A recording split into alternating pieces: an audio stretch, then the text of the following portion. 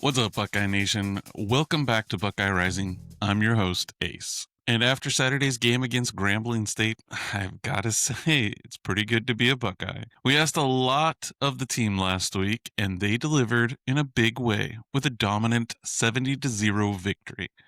Now, let's go ahead and take a look back at our 4 key points from last week's preview and see how the Buckeyes answered the call.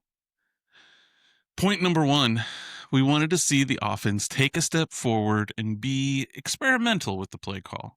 We hit the nail on the head. We saw exactly what we asked for. Quarterback Julian Sayin had a fantastic first half, completing 18 of 19 passes for over 300 yards and 4 touchdowns. That's no vanilla offense. That's an offense that's completely unleashed. We saw explosive plays, including an 87-yard touchdown to Jeremiah Smith. We saw the passing game open up the entire field, which then allowed the running backs to find success. This was exactly the kind of offensive progression we wanted to see, and it's a great sign for our future. Point 2, how the defense can get pressure on the quarterback. That was something that was a big question from the Texas game, because it didn't feel like a lot of defensive pressure made it to the quarterback, at least not as much as I was hoping for.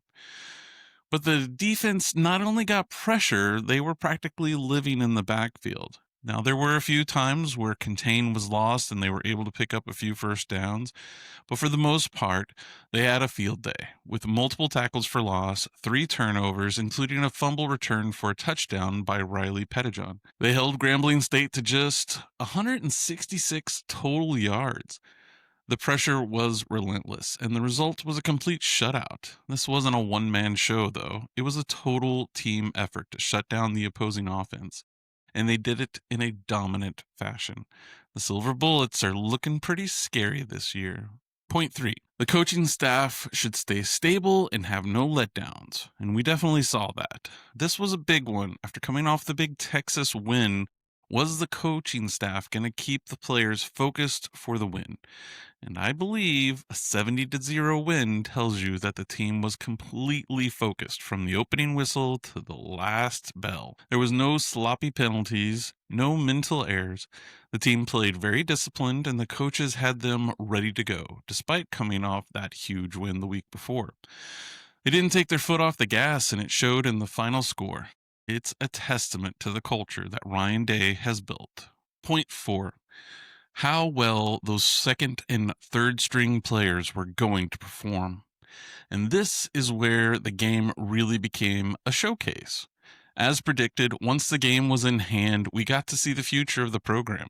And boy, did they deliver. Bo Jackson, Isaiah West, Sam Dixon, they all found the end zone.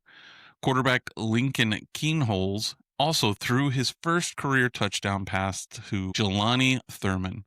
The backups didn't just play, they excelled. They proved the depth on this roster is for real, and that's a huge asset for such a long season. So in the end, I believe our preview proved to be spot on. We asked the Buckeyes to take a step forward, and they took a leap.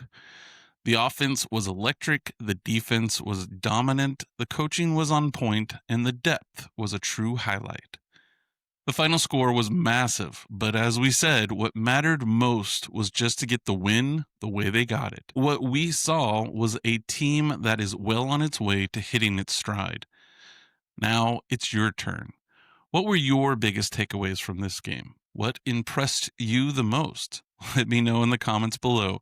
And don't forget to like the video, subscribe to Buckeye Rising, and ring that notification bell so you don't miss our next video as we look ahead to next week's opponent, Ohio University. And as always, OHIO, go Bucks.